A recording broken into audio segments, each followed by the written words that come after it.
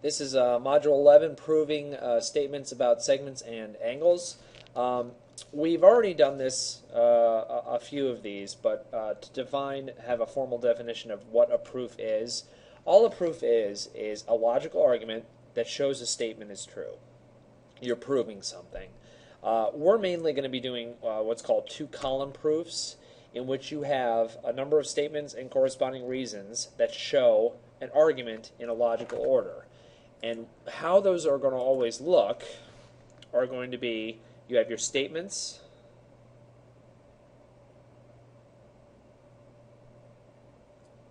and then you will have your second column, which will be your reasons. Your reasons are where your theorems go, your postulates, your definitions. That's where your reasons go. And the statements are about the figure. And recall what a theorem is. It's a statement that can be proven. And we actually proved that all right angles are congruent. And that was a two-column proof. So, all right, another proof. So it says write a two-column proof for the situation in example 4 from lesson 2.5. All right, so we have the measure of angle 1 equals the measure of angle 3. That's given, and we have to prove that EBA's angle measure is equal to the measure of DBC's angle. Okay, so the first thing you always start off with is the given. Do not mess that one up because it's the first step always. So we set up our two columns and we put our first statement is given. Measure of angle 1 equals the measure of angle 3. Now this is from from a previous module, but if I take angle 2's measurement plus angle 3's measurement, and I, for example, this angle plus this angle here, that will give me the entire angle measurement of EBA. So if I have two smaller angles added together to give me a larger angle, that's the angle addition postulate. I'm going to do a property that we talked about that's an algebraic property. So if, again, EBA stays the same, the measure of angle 3, though, becomes the measure of angle 1. Well, how is that possible? Look at step 1's statement. You have measure of angle 1 equals measure of angle 3. So if measure of angle 1 is replaced by measure of angle, measure of angle 3 is replaced by measure of angle 1, we substitute it. That's the substitution property. And you can say of equality or you can just say substitution property. Now, again, what I'm going to do is I'm going to do the angle addition postulate. And this time it's going to be for the other larger angle. So it's going to be angle 1's measurement, which is this angle here, plus angle 2's measurement, which is this angle here. So if we add those two together, we get the entire angle measurement of DBC. That's DBC's angle. And that's, again, by the angle addition postulate. So if I take all of these,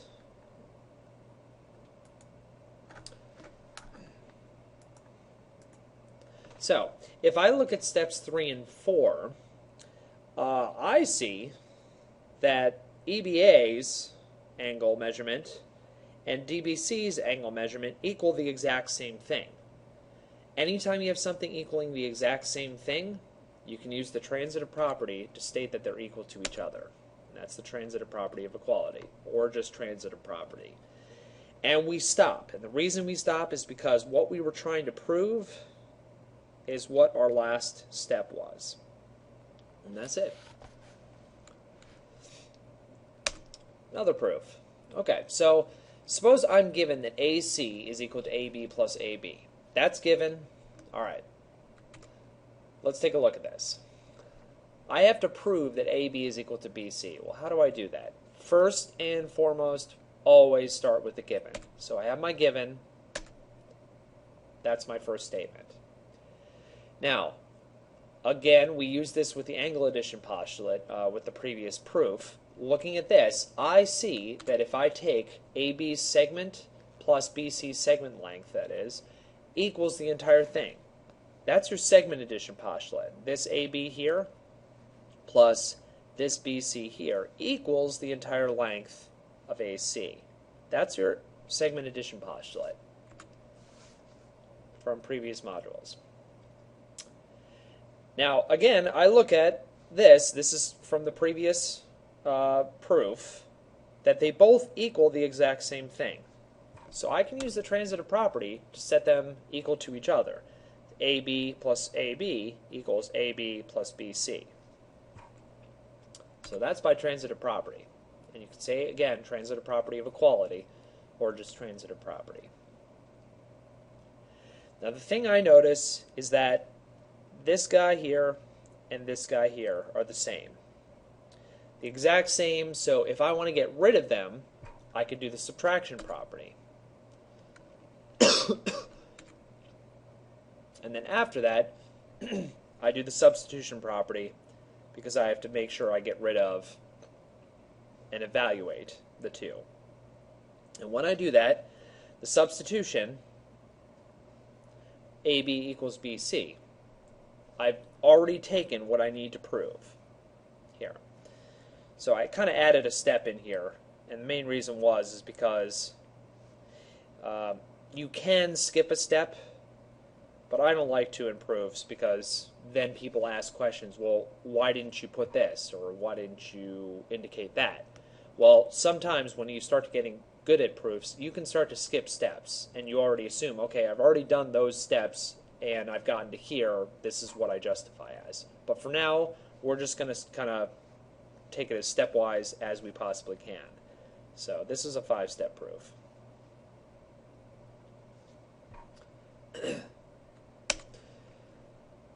Okay. This one's a little complicated because we're actually doing 2 proofs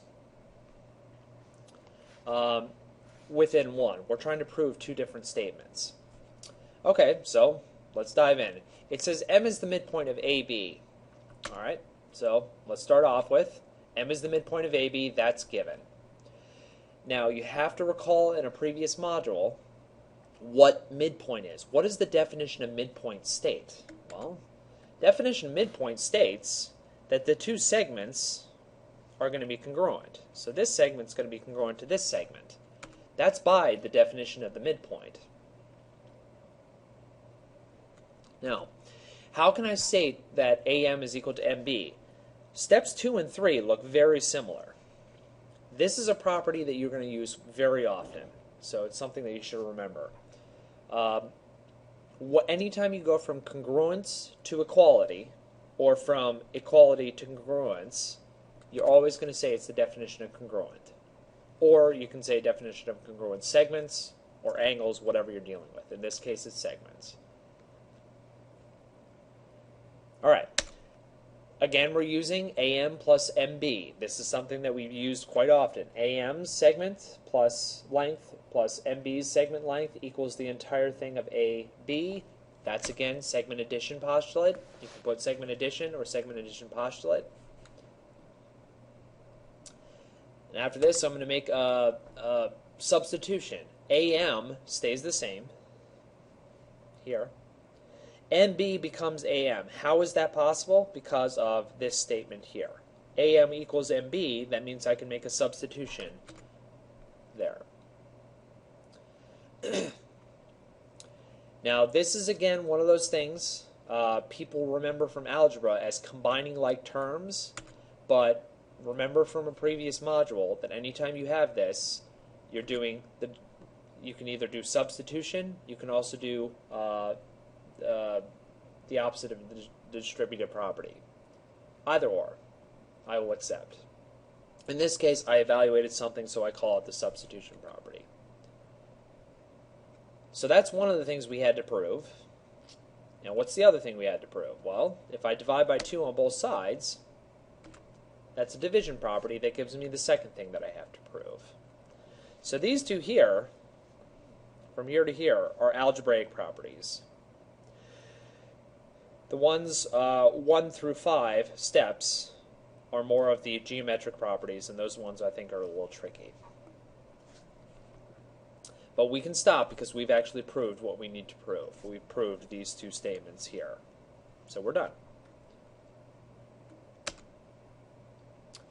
Okay, this is just a practice proof that I like to go through, again, it emphasizes a lot of the things that I want to make sure that people understand and get when they're going through these. So I have complete the proof. Given that PR's segment is congruent to QS's segment, I want you to prove that PQ is congruent to RS. Okay, so what do? Well, first and foremost, again, always start off with the given. That should be easy. Given. At least get the given.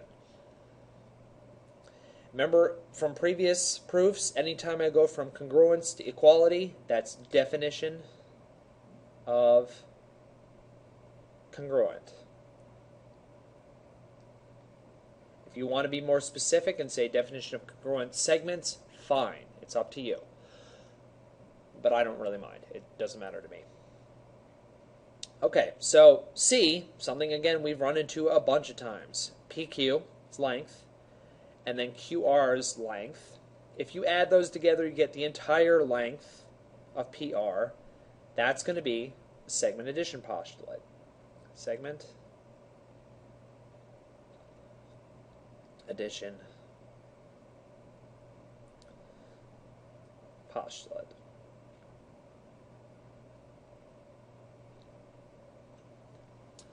Okay. Now,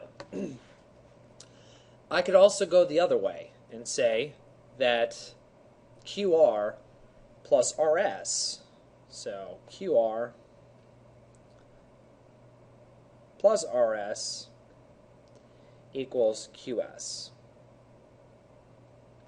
And that's, again, another segment addition postulate. All I'm doing is I'm approaching it from the other side in the figure. So instead of doing it from the left side, I'm now doing it from the right side. So I have QR plus QS equals, or QR plus RS equals QS. Now, going from CD to E is again a property that we use, but it's actually also involving B as well. I'm taking PR and the PQ and QR, and I'm substituting it into PR. So it becomes PQ plus QR.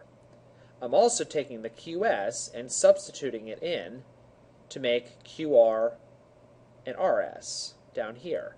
So that's the substitution property.